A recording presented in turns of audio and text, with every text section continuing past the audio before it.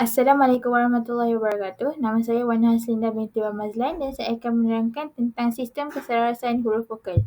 Jadi, apakah maksud keselarasan vokal? Kesesuaian dua huruf yang membentuk dua suku kata pada kata dasar iaitu pasangan antara huruf vokal pada suku kata perakhir dengan huruf vokal pada suku kata akhir tertutup. Keselarasan adalah antara dua huruf vokal pada kata dasar yang akan diakhiri dengan suku kata tertutup. Bagi kata yang mengandungi lebih daripada dua suku kata, yang terlibat dengan sistem keselarasan vokal hanyalah dua suku kata yang terakhir sahaja. Jadi terdapat 18 pola keselarasan huruf vokal. Yang pertama, A dan A sebagai contoh perkataan asah, balak dan halaman. Yang kedua, suku kata A dan suku kata tutupnya I dan contoh perkataan alih, balik dan subangsih. Yang ketiga, huruf A dan huruf U iaitu asuh, datuk dan lembayung. Yang keempat, huruf I pepet dan huruf A sebagai contoh emas, kelam dan tembeling. Yang kelima, huruf I pepet dan huruf I iaitu lebih, betik dan sembelih. Yang keenam, huruf I pepet dan huruf U sebagai contoh perkataan telur, tempuh dan temenggung. Yang ketujuh, huruf I taling dan huruf A sebagai contoh elak, dewan dan belerang. Yang ke-8 huruf I taling dan huruf I taling sebagai contoh leceh, gelik dan selekeh. Yang ke-9 huruf I taling dan huruf O sebagai contoh esok dan selekoh. Yang ke-10 huruf I dan huruf A sebagai contoh perkataan ingat, kilang dan selinap. Yang ke-11 huruf I dan huruf I sebagai contoh intip, sisih dan belimbing.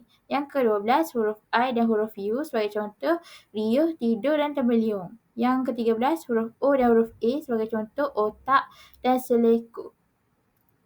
Yang ke-14 huruf O dan huruf I taling sebagai contoh oleh dan boleh. Yang ke-15 huruf O dan huruf O sebagai contoh obor, borong dan kelompok. Yang ke-16 huruf U dan huruf A sebagai contoh perkataannya ialah ubat, tumpang dan ketupat. Yang ke-17 huruf U dan huruf I sebagai contoh usik, kuih dan gerusih. Yang ke-18 yang terakhir sekali ialah huruf U dan huruf U sebagai contoh perkataan tengkujuh.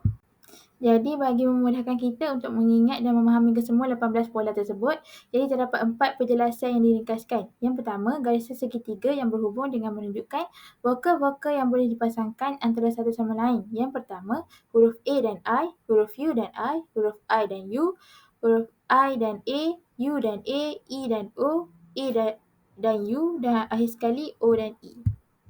Yang kedua, huruf yang berada di dalam bulatan dan separuh bulatan menunjukkan bahawa setiap vokal tersebut boleh dipasangkan dengan vokal itu sendiri. Jadi terbentuklah pola A dan A, I dan I, U dan U, I dan I dan O dan U.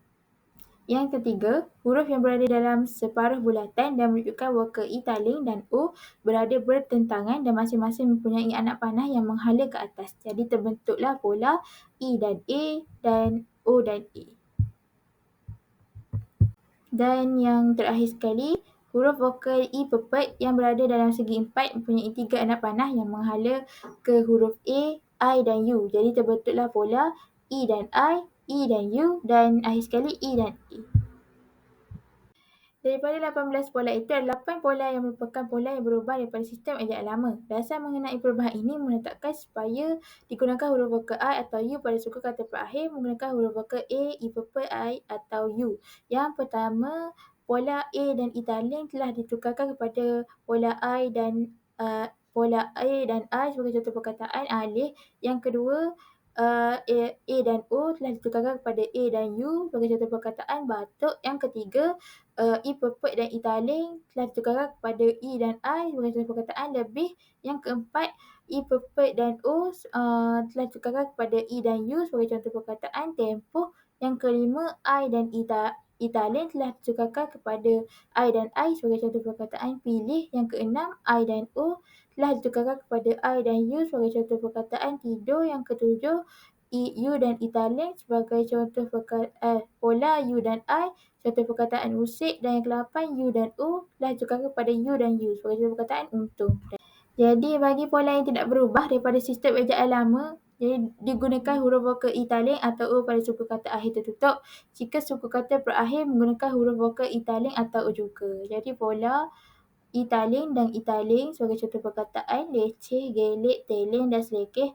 Yang kedua, huruf I taling dan huruf O sebagai contoh, belok, telur dan selekoh. Yang ketiga, huruf O dan huruf I taling sebagai contoh perkataan, oleh, boleh, poteng dan celoteh. Yang keempat, polanya ialah huruf O dan huruf O sebagai contoh perkataan, kelompok dan seluruh.